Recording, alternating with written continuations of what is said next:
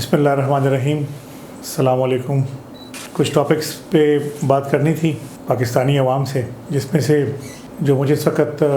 बड़ा अहम टॉपिक लग रहा है वो ये है कि हमारा प्यारा मुल्क पाकिस्तान इस वक्त जितने भी मुआशी बहरान से गुज़र रहा है और जो हमें अमन व अमान के मसाइल अभी पेश आ रहे हैं, और इसमें अमन व अमान के मसाइल से ज़ाहिर बात है हमने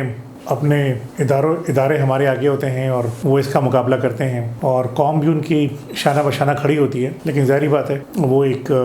इक्विप्ड वॉर होती है, एक असलहे वाली जंग होती है, तो उसमें इदारों ने ही आगे जाना होता है और हमारे जो फोर्सेस हैं वही इनका मुकाबला करते हैं। और हमेशा माशाल्लाह बड़ी दिलेरी से उन्होंने मुकाबला किया है और बड़ी कुर्बानियाँ दी हैं हमारी फोर्सेस ने, और अपनी फैमिलियों की परवाह ना करते हुए, अपने बच्चों की परवाह ना करते हुए उन्होंने बड़ी कुर्बानियाँ दी हैं और अपने जानों पे खेला है और